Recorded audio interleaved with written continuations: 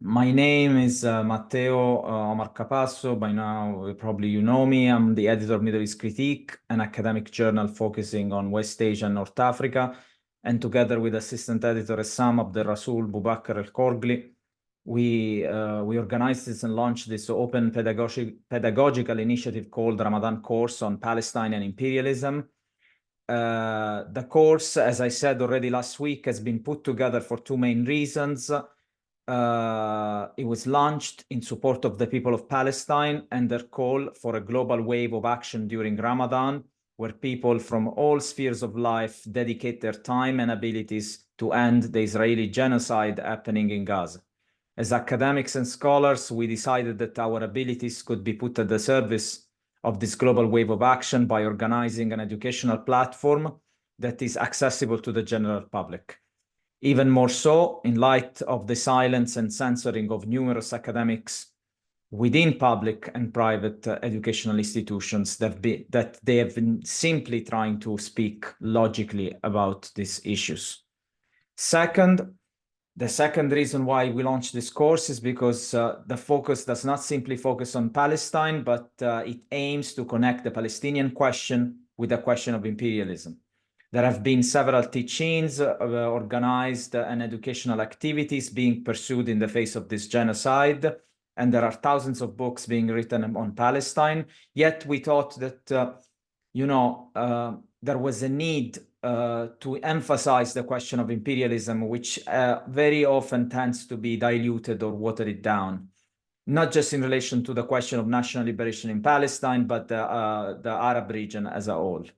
In doing so, we invited scholars from various fields to explain the enduring relevance and intellectual necessity of picking up the philosophical tradition anchored in historical materialism, to revisit the unprecedented events that we are witnessing today.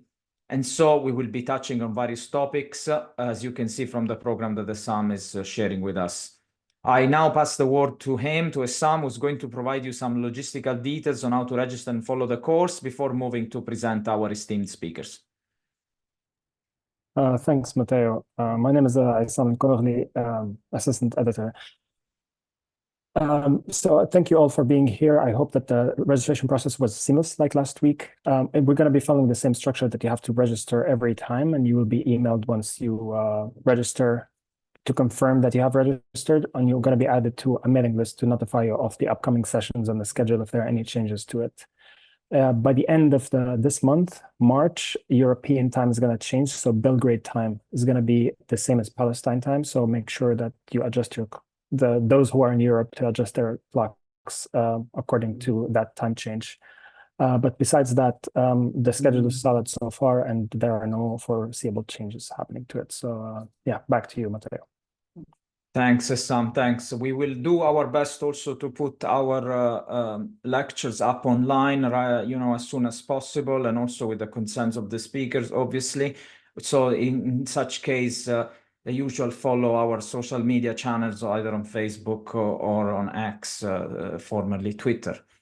So each lecture has a different pedagogical format. Last time we had a sort of a Q&A with Dr. Ali Al-Qadri, whose lecture is now available on YouTube and also on Facebook. Today we're going to have a different format. We're going to have two different presentations by two very esteemed speakers and also members of the board of Middle East Critique. We're going to start with Dr. Max Ayel. Max, it's a pleasure to have you with us today. Max is a fellow at the University of Tunis, Meckham, is also a senior fellow at the Department of Conflict and Development Studies at Ghent University, and a researcher with the Tunisian Observatory for Food Sovereignty and the Environment. He's an editor at the Agrarian South and Journal of Labor and Society, and has written for different journals, including the Journal of Palestine Studies, the Middle East Report, Review of African Political Economy, and many other scholarly and non-journals.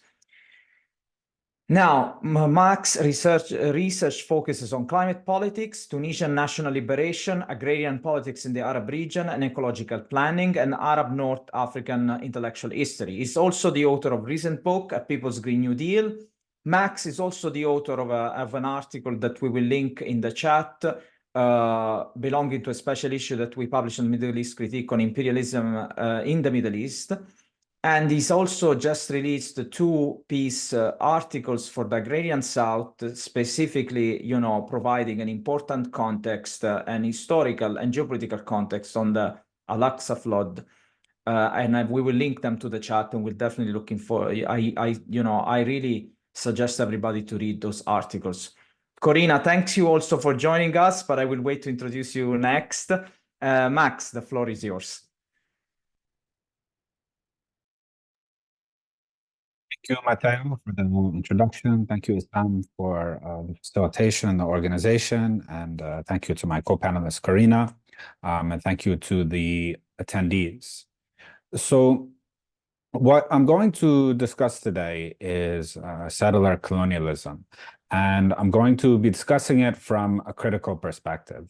And the reason for doing so may not be immediately clear to everybody, because it's actually by now commonly agreed within at least progressive spaces, and maybe perhaps alarmingly, with an alarming degree of consensus almost within progressive spaces, that Israel is carrying out is a settler colonial state, right?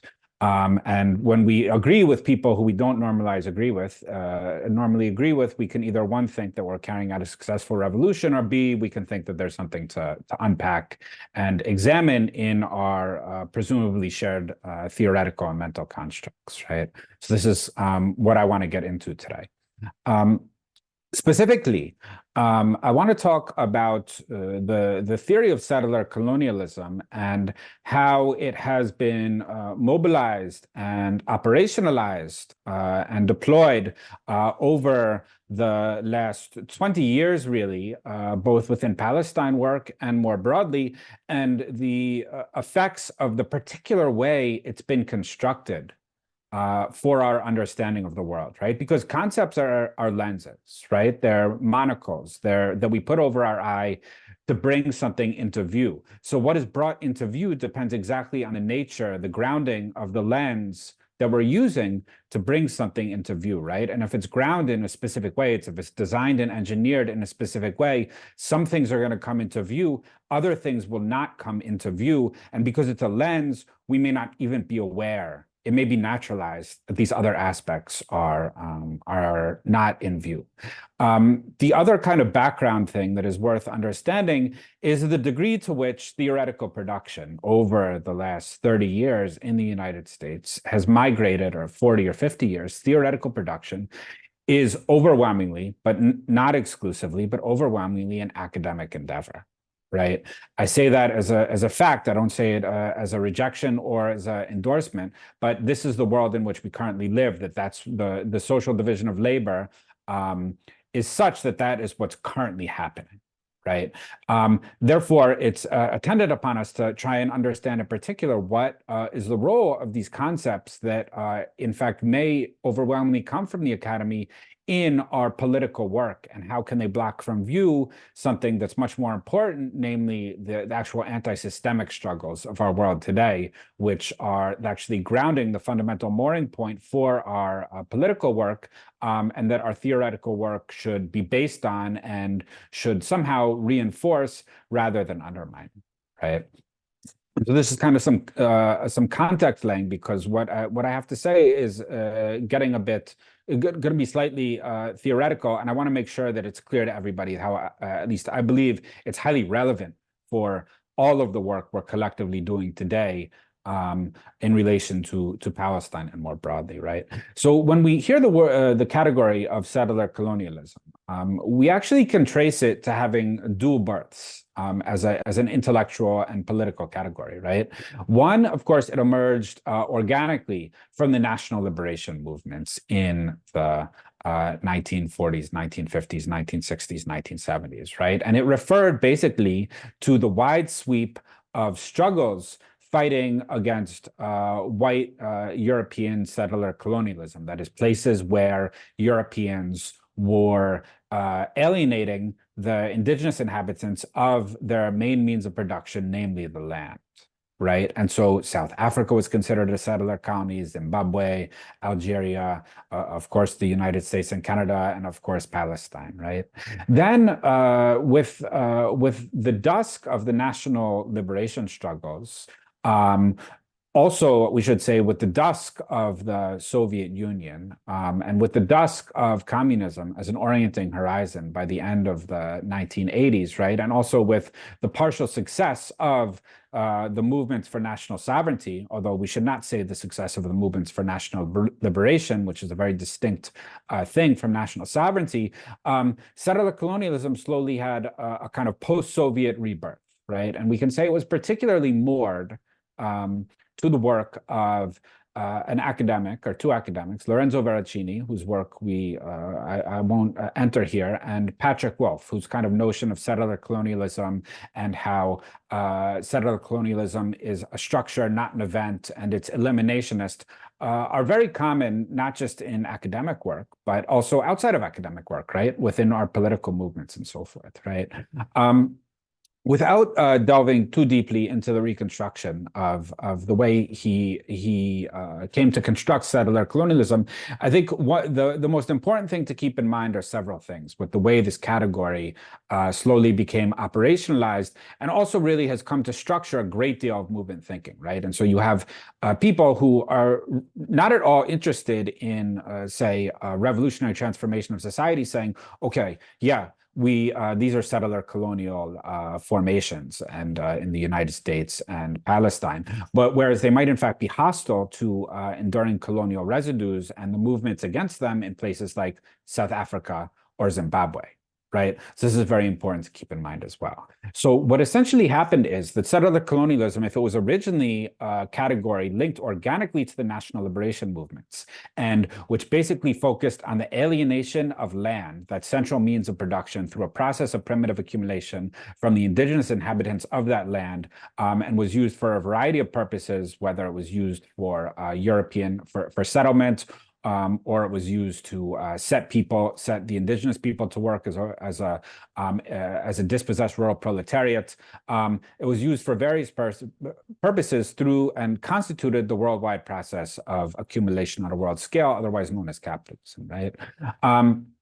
The reboot of settler colonialism basically turned it into a category that only applied, first of all, to places where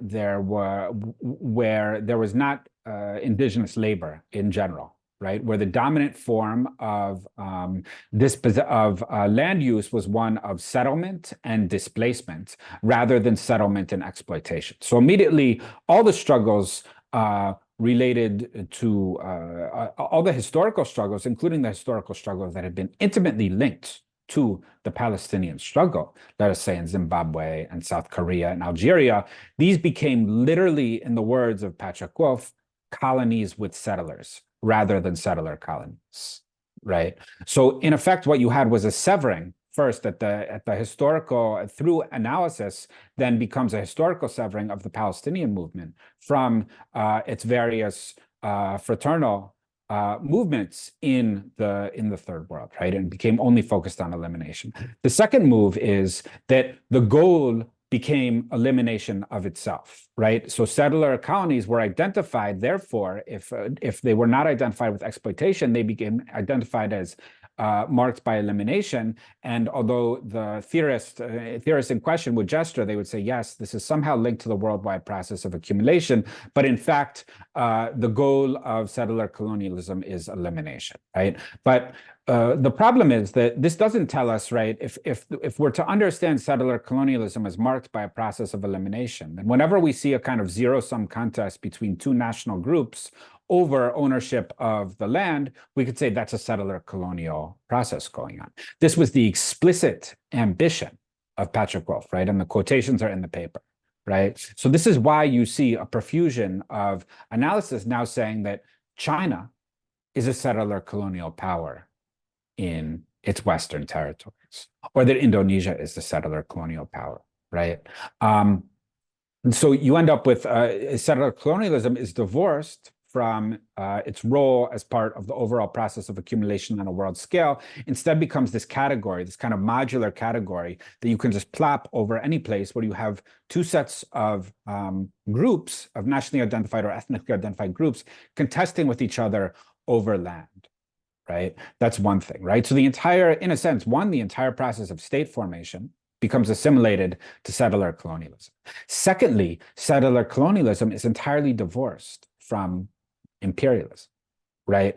As we know very well in our current day, Israel would not exist without US and secondarily UK and the associated NATO imperialisms and also their Arab neo-colonies, right? There would be no Israel without, rather than this new category of settler colonialism says, okay, the operative process is genocide, and the genocide is imminent, is inherent in simply the national box itself around within which the settler colony is occupying space, so that Israel itself is a genocidal entity. Now, the problem is with this analysis is that it has a lot to appeal to us in it, right? Because we actually agree with this. We agree that there's a genocide going on. We agree that there's a settler colonial process going on. But what I think is not helpful for political orienting to that process is the severing of this process of land alienation and, in turn, genocide from two other fundamental processes that constitute the historical moment, right? Those two historical processes that constitute the historical moment are, first of all, imperialism, right? Imperialism is what enabled, French imperialism is what enabled Israel, and also German imperialism for that matter, to Israel to consolidate its settler colony from 1948 to 1967. And of course, British imperialism is what enabled the initial establishment of Jewish settlement in Palestine and helped put down the anti-capitalist, millenarian, anti-imperialist, anti-feudal Great Revolt of 1936-1939. And it was it was Israel offering services to the French in Algeria and assassinating Mehdi Ben Barka and combating Nasser through the tripartite aggression and so forth, that made Israel so alluring for French imperial support, which is why I started dumping fighter planes on Israel. And the US took over that role in 1967, right? And then Israel basically became an organic part of the US imperialism in the region, right? And so what this says, as soon as we understand that, we're like, what is US imperialism in the region, right? And obviously anyone who's participating in this discussion has an idea of it. I won't detain us too much on it, but we can say overall, it's a process of slamming any attempt at independent, non-linked, autonomous development, whether it be capitalist or whether it be socialist. That's the overall US agenda within the Arab region that takes on the rather extreme form of de-development, widespread state collapse, widespread evaporation of state sovereignty, and the consciousness of resistance amongst Arab working classes. And this is part and parcel of both suppressing the cost of the reproduction of labor on a world scale, first of all, through repressing the combativity of labor, and also actually just simply wiping people out, which therefore lowers the cost for capital for the reproduction of labor, right? And if you want that's the Cliff Notes version. Of course, the longer version of that is from Dr. Ali Qadri, and which is recommended and actually must-read reading for anyone who's concerned about what's going on in the Arab region, right? This is the first category. And so because now it's very common for Palestine to be severed from US imperialism, you have these profusion of discussions about the Israel lobby, and that's actually the fundamental basis, right? And this actually provides, first of all, an alibi for liberals of all skin tones and ethnicities to say there's no actual need to challenge imperialism. It's simply the lobby, right? The political strategy which actually follows from that is to go lobby Congress, right? To go create your own lobby. This is, I'm not going to belabor it. This is obviously a fantasy. This is not a serious analysis, right? Because there's that's not a serious political strategy, right? And it's not the political strategy that's operative in the streets. What's operative in the streets is actually to change the calculation of the ruling class, understanding that the ruling class is currently acting in its own interest. And it's acting in its own interest precisely because the ruling class does not want armed working class militia fighting against the political architecture of imperialism and settler colonialism. It doesn't want people who are going to force an upset of the existing system, of the existing political architecture, including, for example, the settlement project within the Arab region, right? And it doesn't want forces, when it's collapsing state sovereignty in the Arab region, it doesn't want forces constituting and defending the state as a carapace, as a container, as a shell, as a cradle for even the possibility of social reproduction and expanded accumulation, right? It doesn't want that in the Arab region. Therefore, it needs very quickly to actually evaporate any forces who are actually fighting for that and damn the cost. And that's what the cost is, actually extremely high. It's very likely a cost that it seems to be risking on costing Biden the election. But it's logical if we understand that, one, the US ruling class does not want empowerment of working class people anywhere in the world. A fortiori, it doesn't want the empowerment of working class people who are bearing arms, militating against its projects. And it also does not accept the risk of a full restructuring of its settler colonial appendage, right? Imagine, you know, people, there's some ambient discussion, for example, about whether Hamas has offered a reform in its de facto acceptance of a two-state. In fact, the very fact that if Hamas were to achieve its political program would require withdrawal of settlements, which would obviously rip Israel apart in a civil war, itself tells you exactly why Hamas has to be dismantled from the perspective of US and Israeli power, right? And for that matter, Saudi Arabia would be very happy to see Hamas dismantled, right? So this brings out and I'm going to wrap up here. This brings out the other fundamental category of practice, which is eliminated in these discussions of contemporary settler colonialism, and this is endemic. We could also say it's an epidemic within the Western Academy, and not just the Western Academy, right? It's an epidemic in the worldwide academy at this point, is the elimination of national liberation as a politically grounded practice in the Arab region and on a world scale. National liberation is exactly the recovery of the productive forces by the working people of a nation. Following Amilcar Cabral, this is not reducible to national sovereignty. National liberation is not at all present in any literature. Almost any literature deploying the term settler colonialism no longer uses either the category national liberation or would dare to mention the concrete forces who are carrying that banner in the Arab-Iranian region. In fact, quite the opposite, right?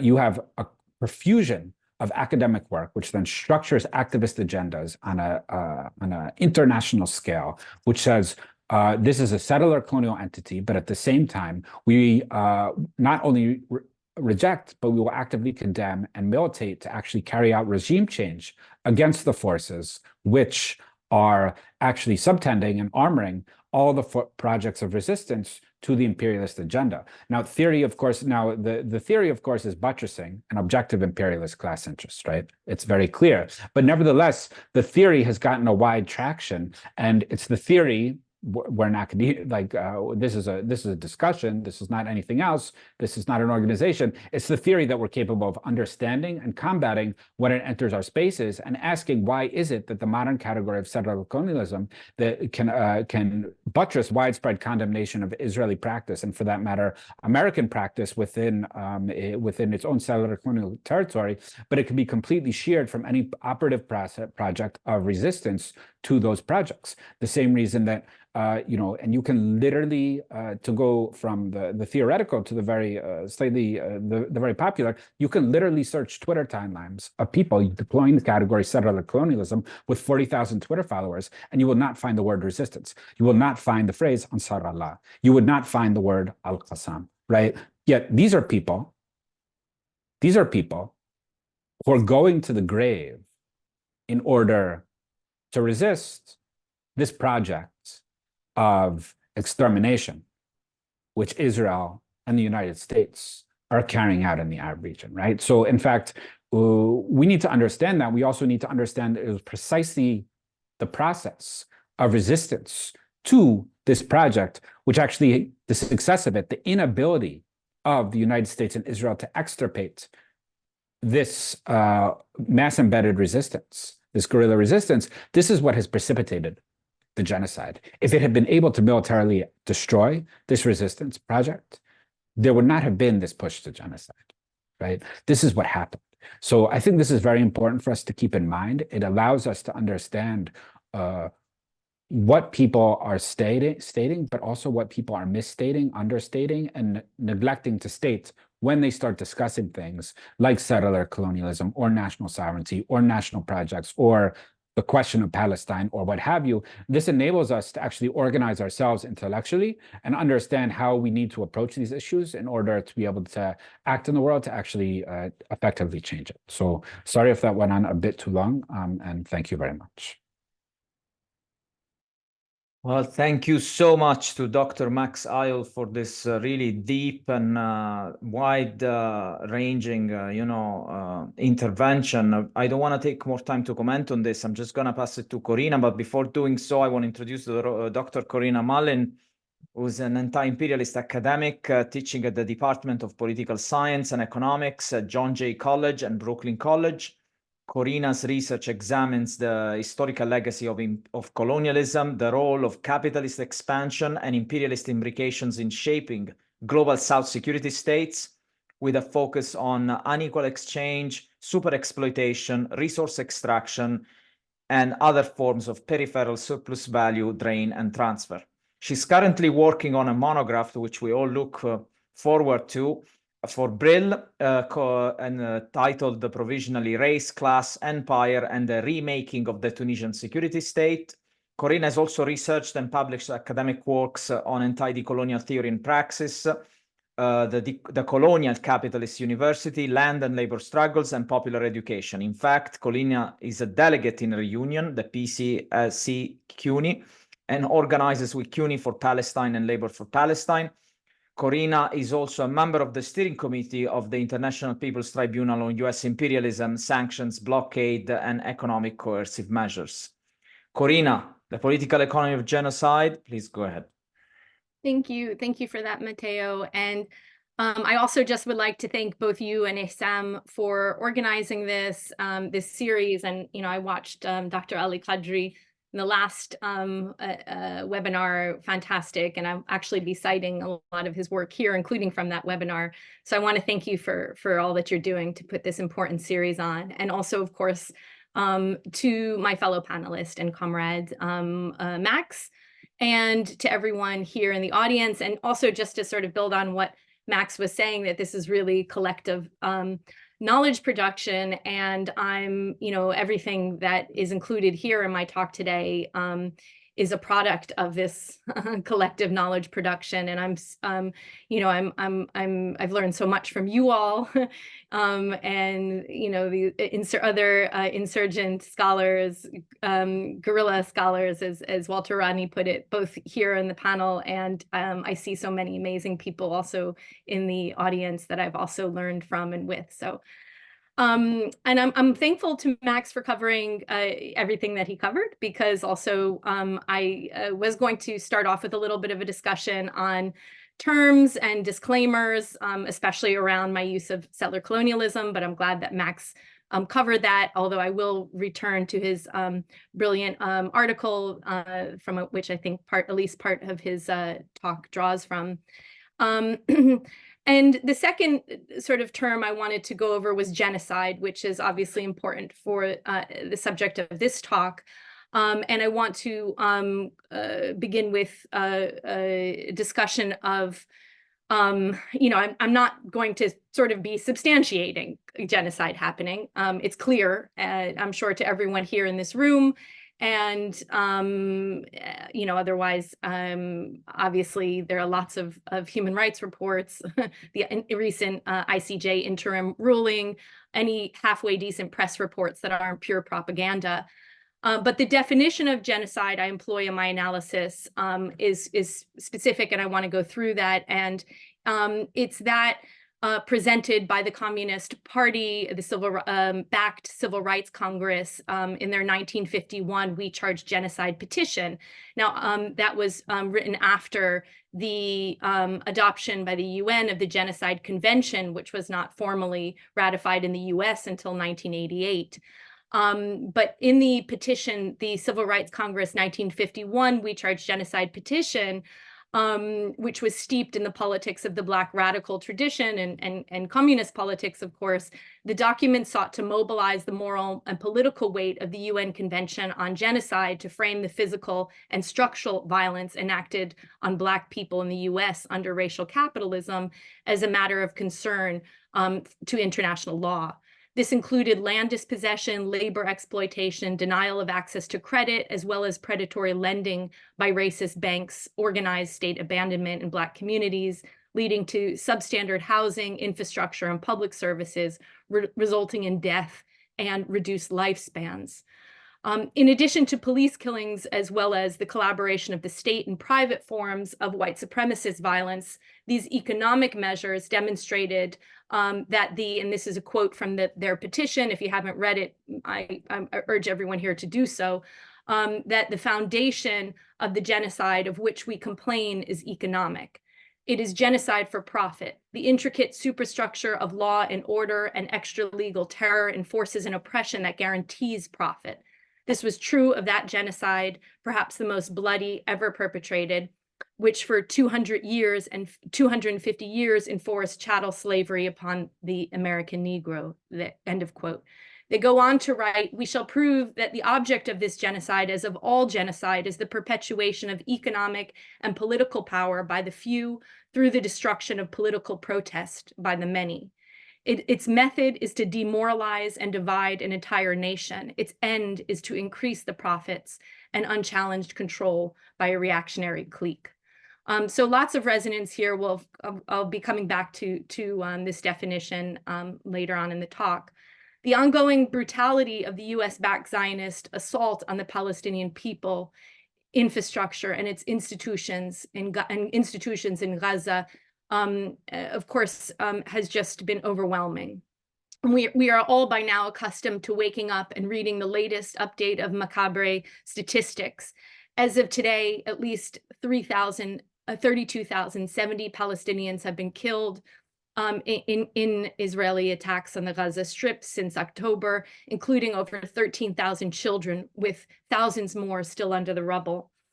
Over 74,000 Palestinians have also been injured in the onslaught that continues today. I think it's its 169th or 170th day. Over the past 24 hours alone, Zionist armed forces committed 9 massacres across the Gaza Strip, killing 82 people and injuring 110 others.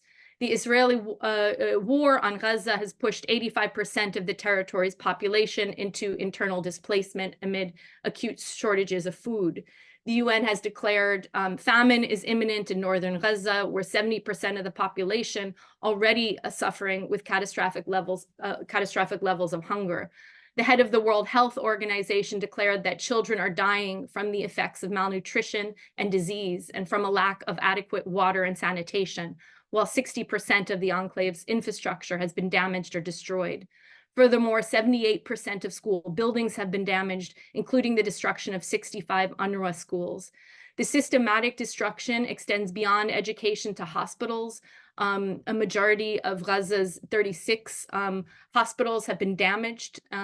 We've all been watching, the horrific attacks on hospitals across Gaza over the last several months, putting many out of commission altogether. They've attacked refugee camps, agricultural land, and vital infrastructure, demonstrating that this is very much a war on Gaza's future and Palestine's future and ability to achieve sovereign development. As very much about that, as much as it is about the primitive accumulation enabled by the present barbaric violence. Palestinians have been forced from their homes in the north, making them refugees for a second time, as the majority of over 70% of Palestinians in Gaza are refugees already from the 48 Nakba, torn from their lands in towns just beyond the militarized settler colonial borders. Encouraged to move into so-called safe zones, Palestinians have been targeted along the way to these zones, as well as in the refugee camps themselves, where they are seeking safety. There is still talk of the ground invasion of Rafah, and the charade of the US ceasefire resolution in the Security Council has been exposed by Russian and Chinese UN diplomats as the farce that it is. designed to give cover for the continued and further escalating genocide. As Khalid Barakat, the Palestinian leftist theorist and political organizer, has argued, the Palestinian breakout from the open-air prison that is Gaza, that beginning on October 7th, is a natural outcome of the way the Palestinian resistance has developed since 2005 to 6, since the end of how he referred to as the what he referred to as the Arafat era, and the beginning of a reactionary, again, quote, puppet PA led by Mahmoud Abbas. That period marked a new era that called for elections of the Palestinian Authority, in which Hamas participated and won in 2006 with the overwhelming majority of the Gaza Strip. The US and its allied states did not recognize the election results. Everyone here is aware, as they were hoping Hamas, as he argues, would become a neoliberal security agent like the PA to commit to Oslo agreements and quote unquote recognize Israel. When Hamas refused to cede to Western demands, they waged a war against the people of Gaza and against their resistance. And Gaza was immediately put under siege and has been under a total blockade since then. Hamas's electoral victory ended the Oslo status quo and was designed to lock in place a neoliberal colonial order hemmed in by comprador bourgeoisie, or that segment of the national bourgeoisie who, in Samir Amin's words, benefit from the integration of their respective countries into the asymmetrically structured capitalist world market, along with a neo-comprador class that Sami Ismail describes as the intellectual strata of the middle to lower classes that climbs up the hierarchy of social classes through the influx of foreign capital funneled to them through international, financial, and global governance institutions, often in the form of NGOs that attempt to absorb and co-opt the best and brightest and divert them from resistance. The people of Gaza refused this status quo by electing Hamas, which rejected security collaboration and produced a very different socioeconomic political landscape in the West Bank, where the entire territory is fragmented by colonial checkpoints and outposts, producing highly militarized Bantustans for Palestinians to live and work in.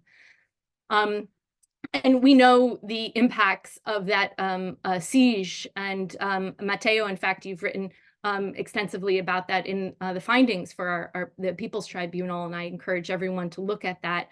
And of course, this siege had the humanitarian dimensions in terms of reducing or diminishing livelihoods, and the well-being of the population of Gaza, also, of course, undermining its economy. And Israel, because of the strict controls of freedom of movement, fishing areas, and access to agricultural lands. And of course, Israel has profited from this blockade by allowing its own exports into Gaza for sale on the market and simultaneously destroying Palestinian agricultural land and severely restricting Gaza's imports. In doing so, it has produced a captured market. So even before the 7th, as I said, the economic toll had been severe, with a faltering economy, factory closures, de-development, high unemployment, a struggle to provide basic services for 2.3 million Palestinians. 81.5% were living below the national poverty line, 64% facing food insecurity. Unemployment was at 47% in 2021. The blockade led to critical water supply challenges, leaving 43% of domestic supply unable to reach households. Moreover, healthcare had been severely impacted. Gaza was also subjected to numerous military operations conducted by the Zionist colonial forces between 2008 and 2021. So that's the kind of snapshot. But before I move forward, I'll say a few more points about the theoretical framework guiding my analysis, and then come back to some more maybe empirical points to substantiate it. To go beyond this snapshot and understand the political economy of the imperialist Zionist settler colonial rule and genocide in Palestine requires a deeper analysis drawing on some Marxist theoretical tools that Max has already covered to a large extent.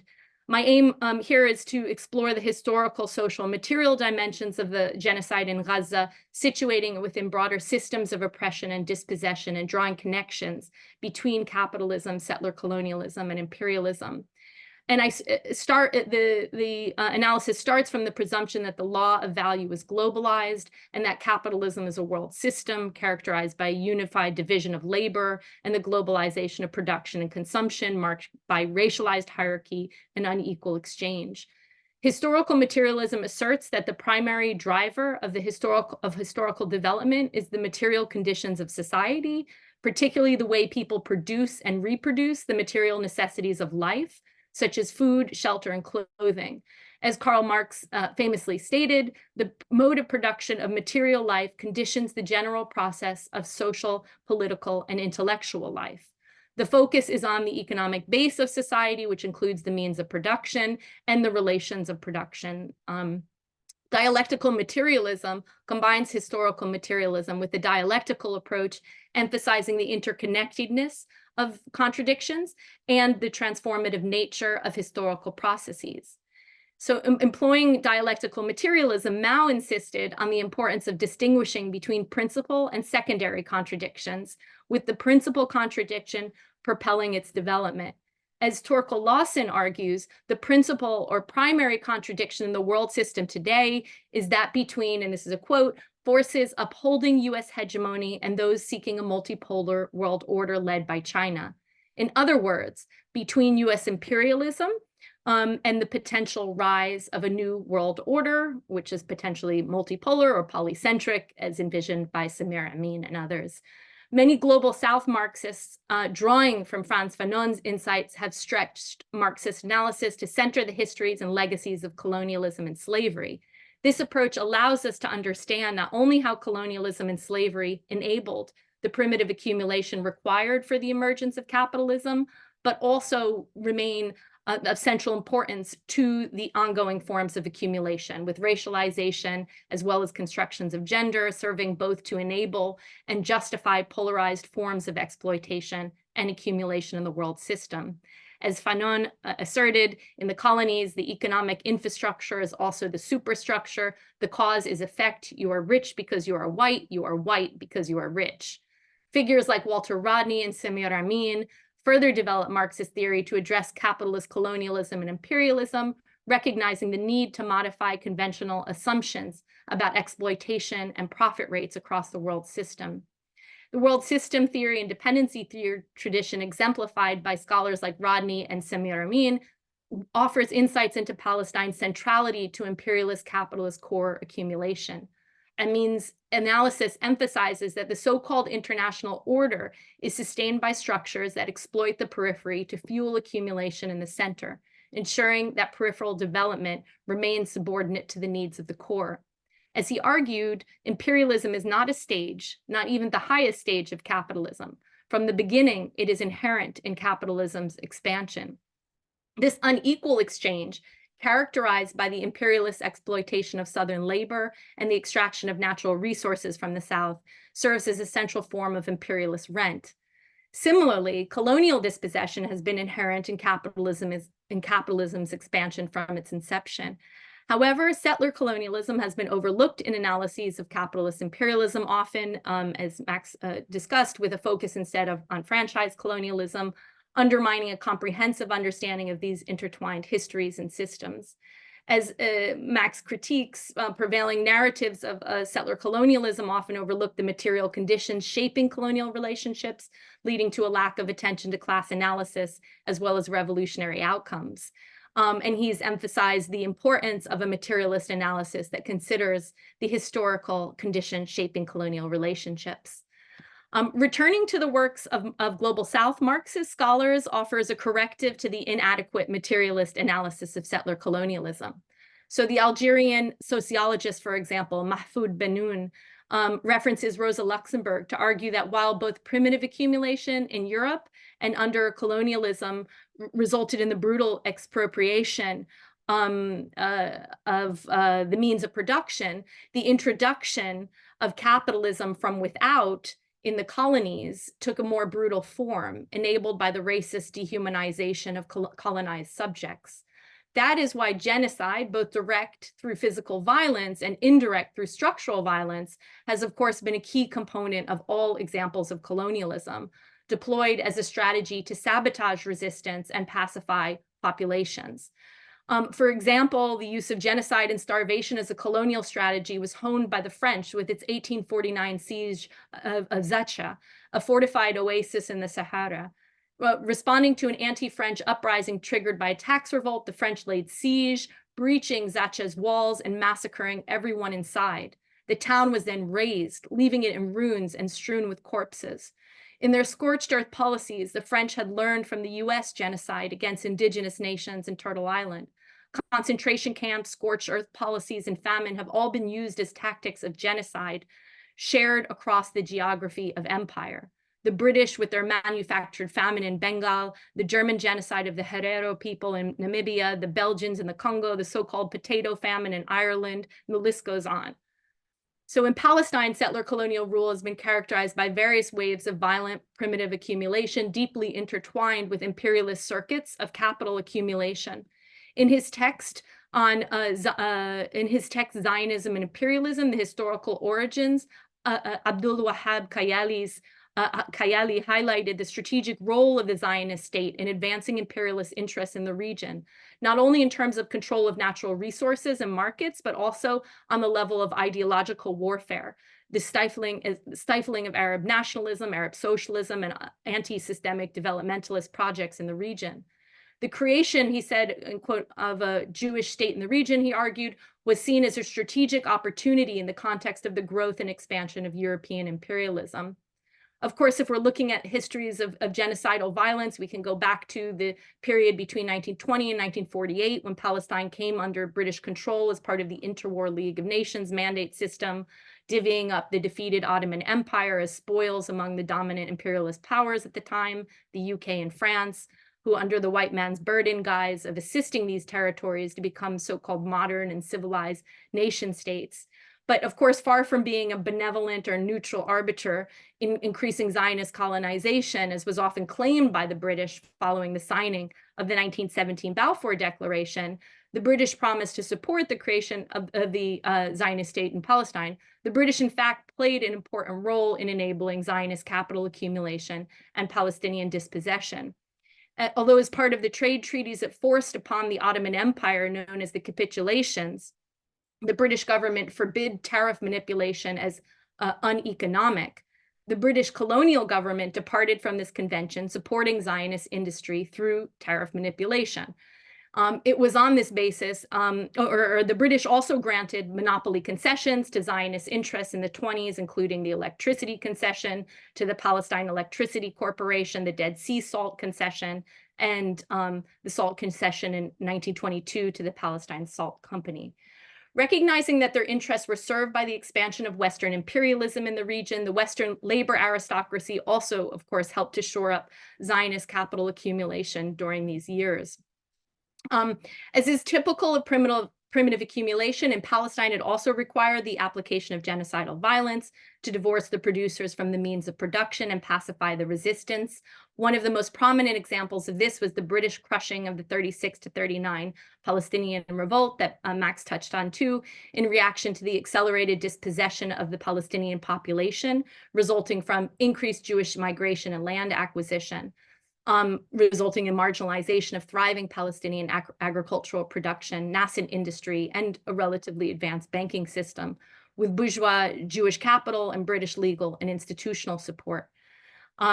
This uprising, the revolt, was of course put down with extreme forms of violence, and that included collective punishment, aerial artillery bombardment of villages, dynamiting of whole neighborhoods and towns such as Jenin, which to this day is a steadfast site of resistance, house demolitions, destruction of food supplies, massacres, mass incarceration, concentration camps, torture, all the colonial military tactics that the settler colonial state of Israel continues to use.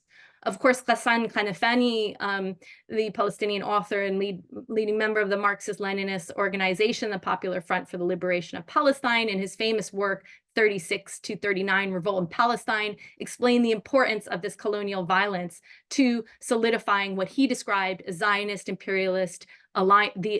Imperialist Alliance as part of localized and global class warfare The period between 36 and 39 witnessed not only the crystallization, he says, of this is a quote, of the militaristic and aggressive character of the colonial society that Zionism had firmly implanted in Palestine, but also the relative containment and defeat of the Palestinian working class.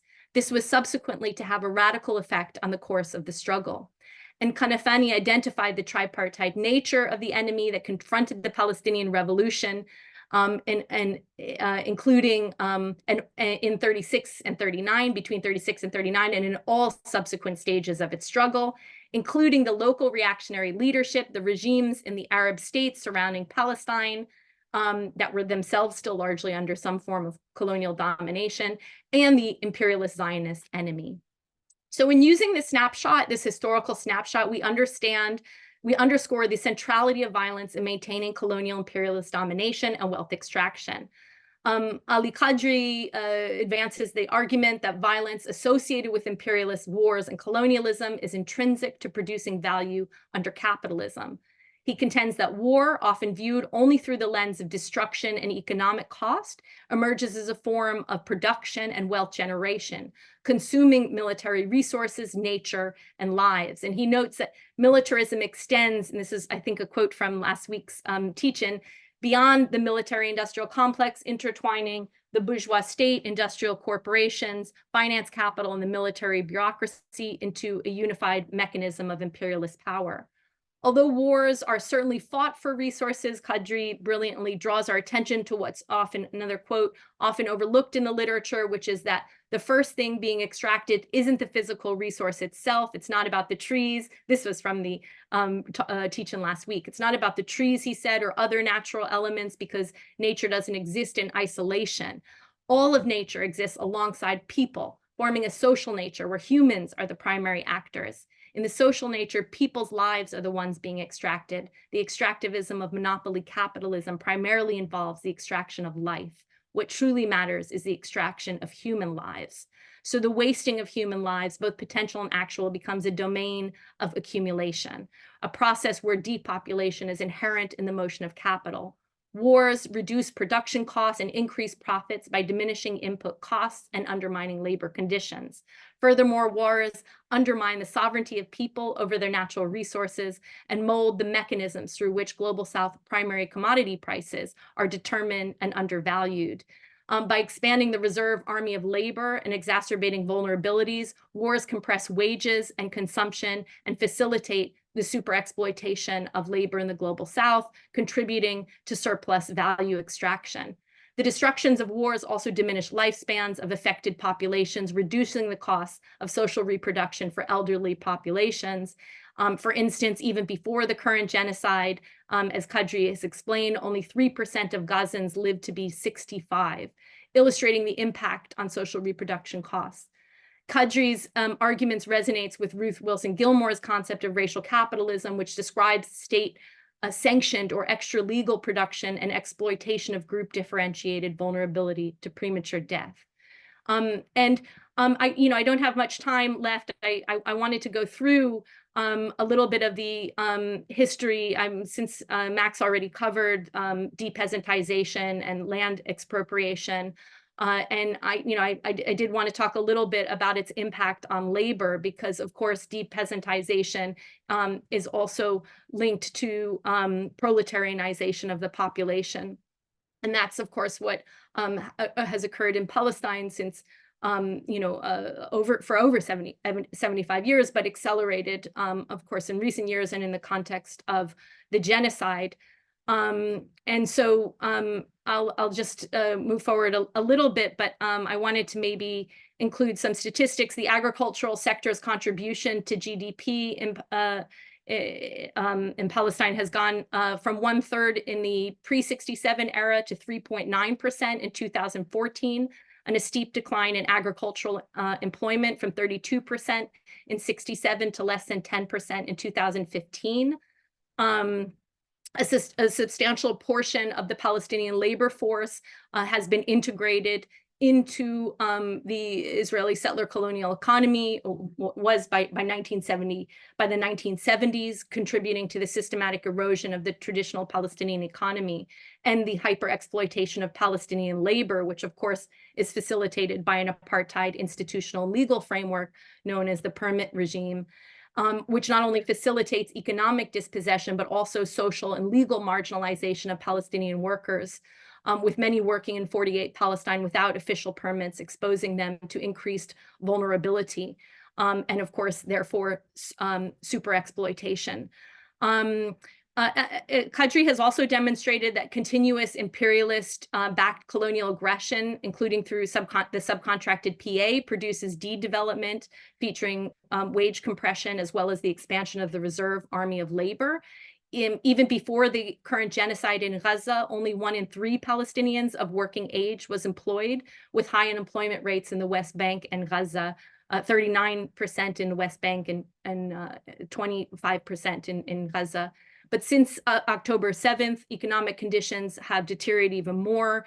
Unemployment has gone up by 30% in the West Bank, and at least 66% of jobs have been lost in the Gaza Strip. Palestinian masses have transitioned from serving as tightly controlled and super exploited labor force for Israeli and transnational capital to surplus humanity, impeding a new wave of capitalist expansion. And of course, the genocide has not only targeted the people, but also the land itself. Satellite imagery analysis reveals that 18% of Gaza's arable land has suffered a decline in health and density due to the bombardment. The destruction of land has severe implications for agriculture and food security, with 93% of the population facing crisis-level hunger and malnutrition. And then I know I'm running out of time, so I wanted to say the 2 other areas that I do look into are the Israel's integration within the U.S. imperialist dominated military security industrial complex. And this is sort of aligned with what Max was saying earlier, that this demonstrates that even though, people make a lot, especially in sort of organizing circles in solidarity with Palestine here, about the money that is spent, 3.3 billion a year in aid to Israel, and the focus on the Israel lobby and, the tail wagging the dog versus the dog wagging the tail. All of this, though, should be seen. Of course, it is money that is spent, but it's an investment, right? It's an investment into this important colonial imperialist outpost that's required for the continuation of U.S. hegemony imperialism at this current conjuncture that I described in the beginning, as in crisis of capitalist imperialism, and the transition, the desire on the one hand to maintain U.S.-led imperialism, and the rise of a multipolar world order on the other hand. So Israel's role in that, and in particular its integration into the U.S. military-industrial complex, which is a leading component, a driver of the global capitalist economy and polarized accumulation, a surplus value accumulation in the capitalist core. So I have statistics around that, and I'm happy to share. I also talked a little bit about oil and the question of oil, not just the fact that there is oil Palestinian oil that could be used to in a sovereign liberated Palestinian state, invested as could be used as capital to develop the economy in particular ways, but of course is dominated, its exploration and extraction at the moment is dominated by the Zionist entity. And it's not only that, but we also need to think about the significance of oil beyond just a commodity and that is traded on the market, but also thinking about the control of flows of capital and the power dynamics that shape the global capitalist system that are connected to it, and where how the settler colonial state of Israel figures into that. So I'll just conclude then by saying, at this current conjuncture, and I think we can see again that the role of genocide once again as a form of primitive accumulation that is designed really to not just to facilitate capital accumulation within the settler colonial state of Israel, but also in the capitalist core in the US specifically, but in the Western capitalist core more generally. And, at this current conjuncture, I think it's natural to feel horrified and maybe even despondent in the face of this seemingly overwhelming power of the Zionist imperialist forces enacting this barbaric genocide. However, it's imperative that we draw inspiration from the resilient resistance of the Palestinian people, of the historic struggles of oppressed peoples worldwide who have defied similar adversities throughout history. While the current landscape may appear bleak, there are signs, of hope amidst the prevailing contradictions of our time and how they'll be resolved. The primary contradiction, again, between U.S. imperialism and the emergence of a multipolar world order heralds significant shifts in global power dynamics. These changes hold the potential for transformative shifts in the prevailing mode of production that has facilitated centuries of polarized accumulation, and with it, the exploitation, oppression, and suffering of the world's working classes. The Al-Aqsa flood represents both an outcome as well as a catalyst of these profound transformations. As we confront the crisis, again, of imperialist capitalism, I think, the world faces this critical juncture. There are two potential paths forward. On the one hand, fascism, of course, which has long roots in settler colonial states and capitalist core states, offering this path would offer a deepening and extension of the various forms of already existing repression, repression, oppression, exploitation by the institutions of organized violence already present and experienced here in the belly of the beast by different people depending on their structural location vulnerability. On the other hand, there exists the possibility of revolutionary transformation. And that is the possibility that's represented by the Palestinian resistance and the resistance forces in the region, led by oppressed peoples in the global South, from the Palestinian national liberation struggle to the anti-imperialist revolt in Haiti, what Paris Hierros, citing Marx, described as the sixth great power, the people's revolutionary power. And I think this is an exciting moment because Palestine really represents in many ways Fanon's, Fanon, when he talked about Algeria as the hornet's nest for France that would bring down, as a flashpoint of anti-colonial, anti-imperialist resistance that would bring the whole system down. And Palestine represents that for us today. And it's a nexus for global struggles against oppression and colonialism. And so for that reason, I think, we have to continue fighting. We have to continue struggling. And, we have to follow the lead of the brave Palestinian people who are resisting, who continue to resist. So thank you.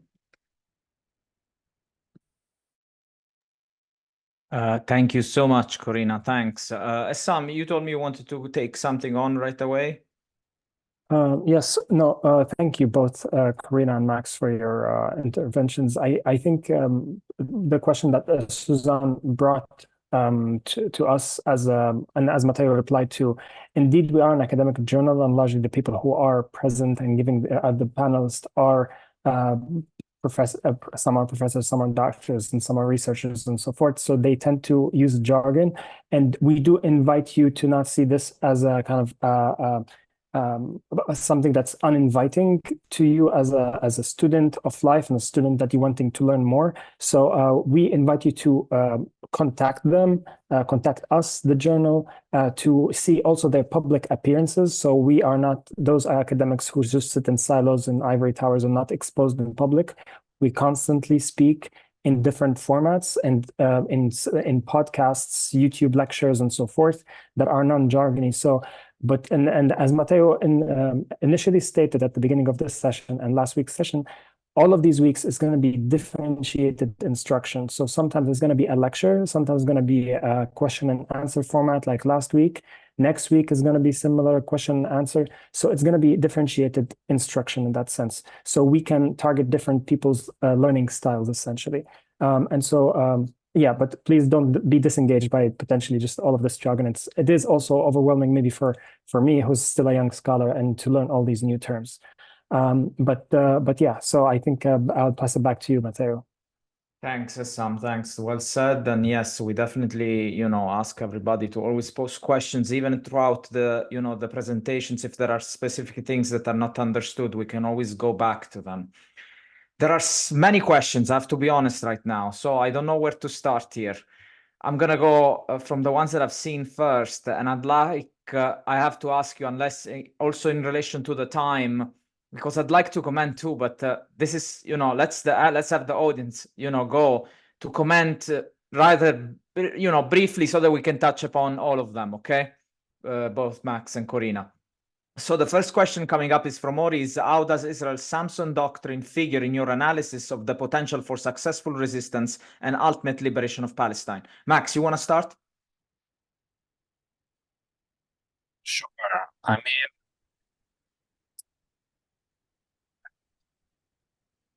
I froze, huh?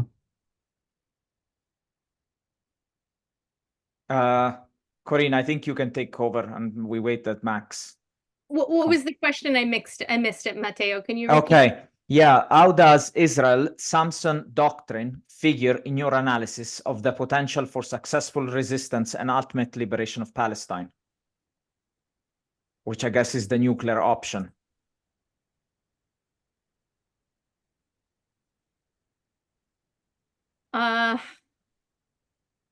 Potential for successful. Yeah, I mean, I'm not sure I understand the question. Is it possible to have that person step in and maybe explain it a little bit what they mean by it? Yeah, sure. Yeah. Or please, the floor is yours. You can unmute yourself if you are comfortable with that.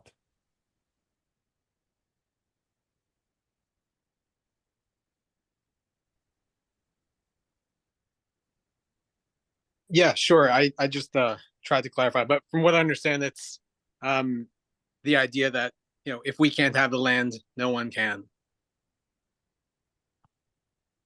That they would blow it up before losing it. I don't know if it's something to be taken seriously or not. I want to get your thoughts. Thank you. Thanks, Ori.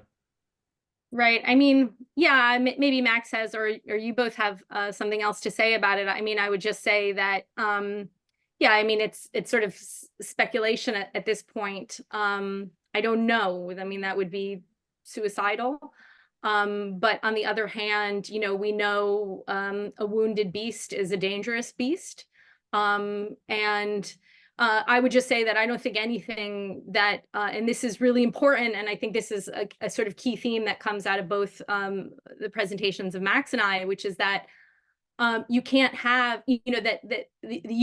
Israel is not acting as independently of U.S. imperialism in this. I don't think that there are any major decisions, tactical or strategic, that would be made by the Zionist settler colonial state without the approval of the U.S.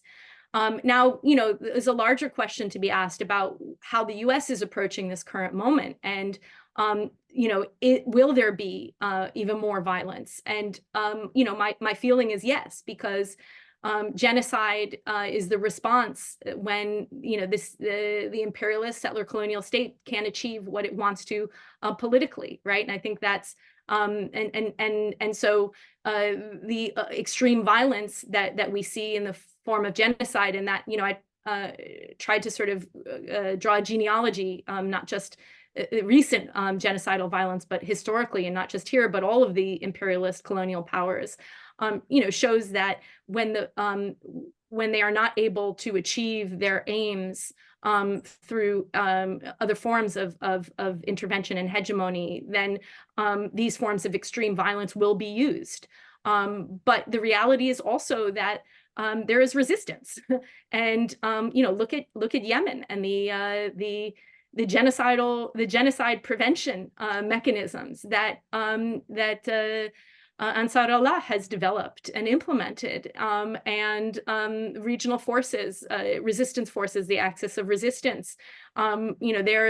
the technological capacity has improved incredibly, and also, you know, the objective conditions have transformed to an extent where resistance is more effective and coordinated. And so I don't think it's very difficult to say that to foresee what the future will look like, if it will just be a complete apocalyptic scenario, as you've mentioned, or if you know, if there will be you know, if the resistance will succeed at transforming these social relations and defeating imperialism and settler colonialism. So again, those are the two paths. Those are the two potential paths: fascism and you know, the extreme violence of imperialism, or complete revolution. That's how I understand it, at least. But I'm curious to see how Max will respond. Yes, Max. I'll just say very quickly, I missed part of the first portion of Corina's reply because my Zoom froze. So I'm sorry if I say something like off. But I don't take the Samson Doctrine very seriously, except as a kind of threat that will never be carried through against, you know, that's meant to bring various, for example, the Arab neo-colonial forces and make sure to keep them in line, and also to keep the non-neo-colonial forces in line and provide pretext for various forces to say, oh, well, we can't confront Israel, it's so powerful. I mean, you know, Israel does have these nuclear weapons, and you know, if one accepts that the Samson Doctrine is a serious doctrine, then there's no solution to the problem of Israel. So I think it's a Pascal's wager. I mean, one has to assume that it's actually simply a propaganda device that's meant to convince people to stay quiet and accept their fate. Yeah, that's a good point, both. And I mean, and I'm sorry, I have to remind also everybody that the only one who's used the nuclear bomb has always been the US anyway. I mean, historically, we need to look at the precedents of history, and in a way, I agree with your statements. And let's not forget also that the rearmament that NATO is taking up in Europe is way more scarier and real than any possible options that we are discussing here speculatively, unfortunately. Two more questions. Again, if you can take it up. One is, what exactly is the settler economy? I don't know which one of you wants to go with that. And the other one is a short one again. Can you speak more to the dependence of the Zionist entity on Palestinian labor and how that is changing? You know, you want to go again, Corina, and then we'll go with Max? Or maybe Max can start, and then I'll do the second question. Okay, good. Yes, go ahead, Max. So the Israeli economy is, in large portion, it's based on a variety of high-tech technological exports, which are, and also including high-tech counterinsurgency exports, which are fairly seamlessly integrated into the U.S. capitalist class. I mean, there's a great deal of transnational ownership. I forget the exact percentage. That's around a substantial portion of exports. Another very substantial portion is conflict diamonds. Israel's a hub for processing and further re-export of diamonds. And of course, then there's just a variety of what you would expect in mostly industrialized economy. I mean, construction services and so forth. But I think what's most important for our understanding is actually the rare degree of dependence of the Israeli economy on arms exports, including arms exports that are not just woven in terms of ownership, but also woven in terms of contracting. For example, the F-35 was a major contract for Israel, and it was also, of course, a major component for the U.S. defense industrial plant. And obviously, the F-35 wasn't really an effective fighter jet, but they specifically cited several production lines. Intel, for example, has a very substantial plant worth some billions of dollars in occupied Palestine, and that's an important section of. It's an important example, I think, an illustrative example of Israel of the integration of Israeli capital into the worldwide capitalist system, precisely because it tells you why would if you look at these videos, these horrible videos of Israelis like dancing and so forth in the streets and stuff, living normal lives, right? The corollary of living normal lives is that capitalism works normally there, right?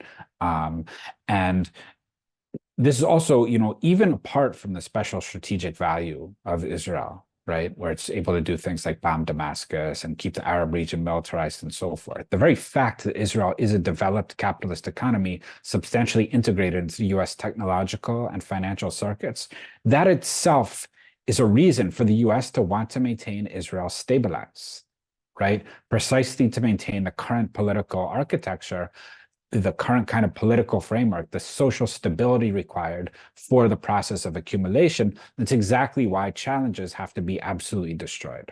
I mean, there's much larger reasons, which I was trying to expand upon as well, but I think that's really important to keep in mind. Corina, yes. Yes. Yeah, just to say that was going to provide some figures about I think it was like 25%, I think, Max, when you were talking about the integration of Israel's military industrial complex with the US. And in 2022, there were a record high of 12.5 billion in arms exports.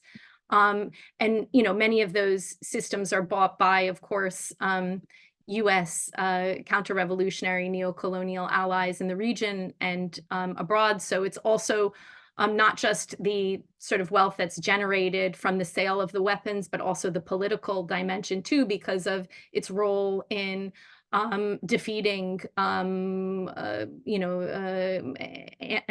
anti-colonial, anti-imperialist forces and movements in the region, and really trying to block this broader transformation in the global system, the world system, from occurring.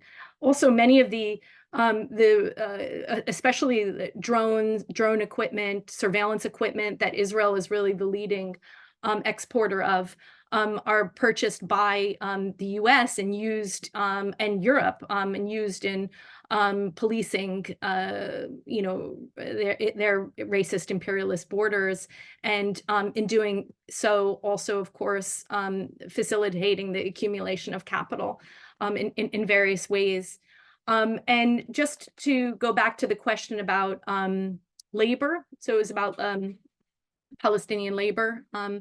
So as I had mentioned earlier, there's since at least, and this is a trend that we've seen for years under the neo-colonial, neoliberal development project of the PA, in alliance with the Zionist entity and the West more broadly, that there has been an increasing number of unemployed, and that really contributes to not just the reserve army of labor in Palestine, but also, of course, globally, as Prabhat Patnaik has discussed, and the importance of the global reserve army of labor for compressing wages and ensuring that there is a super exploitable, labor force in the globe for Western capital to benefit from. And Palestinians, but the situation, I think, has really deteriorated in recent months. As I said, unemployment has gone up by 32% for Palestinians in the West Bank, and at least 66% of people in the Gaza Strip are unemployed. And that, of course, again, goes back to Ali Qadri's point about the purpose, the waste, the accumulation through waste, and the purpose of these wars being about compressing wages as well as consumption, and reducing, the social wage for the government, for the state, for the colonial state, or for the neo-colonial state, for the imperialist powers, and of course facilitating labor exploitation. And I think that's really, really important point. And they've tried to bring in like 60,000 workers to replace Palestinians who have lost the access to permits from the West Bank, and I think mostly from India and Uzbekistan, other places in Central Asia and South Asia, Southeast Asia in particular. But it should also be noted that the settler colonial economy is hurting as well as a result of this, not only from the loss of super exploited labor, but also the impact on the economy to not getting, to the trade routes being impacted by the Yemeni resistance. The fact that many Israeli workers are in the military itself, and again, this sort of raises the question of what does it mean to be a civilian in a settler colonial state. So the resistance is making settler colonialism more costly, and that is really crucial and important to remember too, because part of the ideological superstructure and how settler colonialism maintains its power and imperialism is through the propaganda and through sort of presenting itself. And I think the Sampson doctrine, as Max said earlier, is part of that, how it presents itself as having this overwhelming power that can never be defeated. And of course, it has been, it will be. Thanks, Corina, thanks.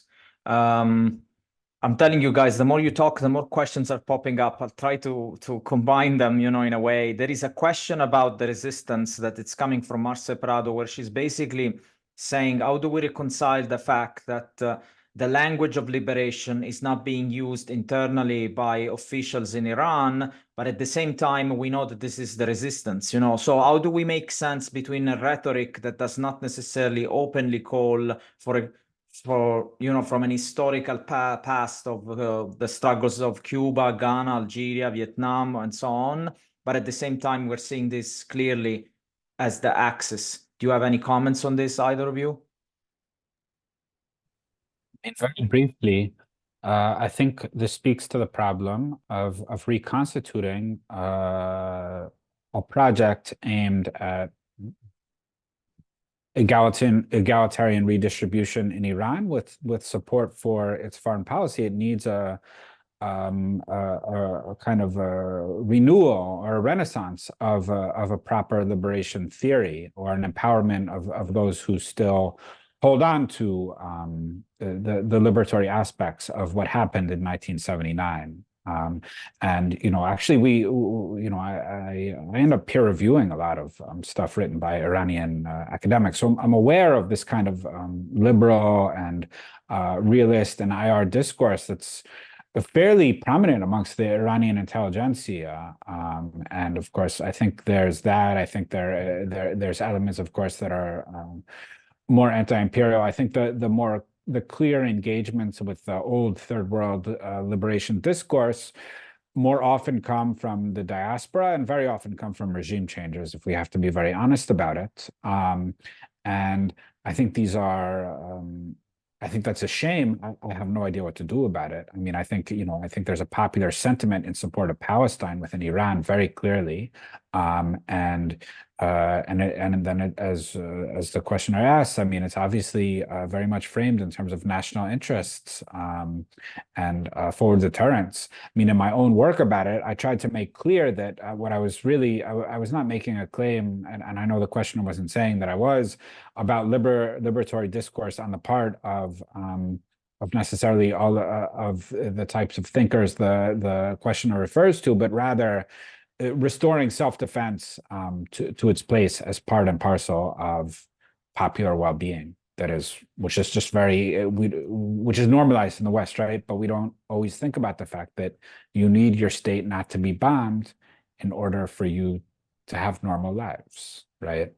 I mean, and so that is the capacity to prevent people from attacking your state is actually a pro-working class interest. So yeah. But thank you for the question. It's something we all need to think about more. Thank you, Max. Thanks for the answer. Corina, I want to pose you a question that has to do with the contradiction about capitalism and imperialism, since you were referring also to the work of Ali Qadri. And in fact, I suggest Maya was posing the question also to look our previous seminar last week. Basically, the idea that, imperialism is going for war. It wages war in order to exploit, but it kills nature, it kills man in that process. Isn't there an internal contradiction to that? Don't you need part of that to, to keep, to keep the exploitation going. Whereas if you keep destroying, nothing is going to be left. So are we faced with the question of barbarism and socialism here? Yeah, definitely. I mean, I think that's it. And with this sort of climate crisis that we're facing as well, it makes things even more intense. And I do think that more and more, and Gustave Petro, the president of Colombia, I remember said this early on in the genocide, where he said, essentially, what's happening in Gaza, in the treatment of surplus populations, in Palestinian surplus populations, is really what awaits the surplus populations across the globe, the global South in particular, because there's the resources are there's more and more competition over the resources, and more of people who want to have redistribution of those resources, and the imperialist colonial powers are using increasingly brutal means to eliminate and pacify resistance. But yes, they do need, to a certain extent, they need labor. But I think a good point that Ali Qadri makes is also about, it's not just about killing people, but it's about, and this goes back to the We Charge Genocide document, which is why I wanted to start with that, because it's about reducing lifespans. So you exploit people, during their healthiest, most vibrant years, and then make sure they die by not giving them healthcare, by not giving them access to the food they need to socially reproduce, the housing that they need to survive, the medical care. So all of that is how you continue to exploit the population, but then you also reduce the budget of the state for social reproduction, and increase profits for monopoly capital. So I think the two go hand in hand. Yes, you're right. There needs to be a preservation of some life, life that's exploitable. And then the rest of us, will be disposable. And that's really what we see happening in Gaza. But on the other hand, again, there's resistance, and more and more people in the world, including here in the belly of the beast, I'm in Brooklyn, Turtle Island, in Europe, are waking up to this reality, and realizing and connecting struggles too, realizing that it's the same struggle, because this is what has been happening to surplus populations here too, through genocidal practices. And again, going back to, the histories of slavery and settler colonialism, but continuing to this day through police violence, the carceral state, indigenous land dispossession. And so, there are more of us than there are of them. So it's not a foregone conclusion, but yes, definitely it's a struggle between socialism and barbarism, and socialism has to win. Thank you, Corina. I second that. Max, just quick question about the difference here, since you touch upon that on the article. I know you can easily answer to that. The difference between the settler colonies and the difference also to the resistance that is happening to the different settler colonies. Because I know you write about that in the piece, so I think that would be an easy one for you to reply. And if you can comment on what the struggle against settler colonialism looks like in the core, that would be great too. I mean, the main difference is the demographic basis for the anti-settler colonial struggle. That there is there's 12 million Palestinians, including in diaspora, but there's also embedded in the Arab region, where there's mass working class hostility to Zionist practice. And I think this both the demographic basis of it and the popular sentiment lends itself to a more immediate process of decolonization than in the United States or Canada or New Zealand.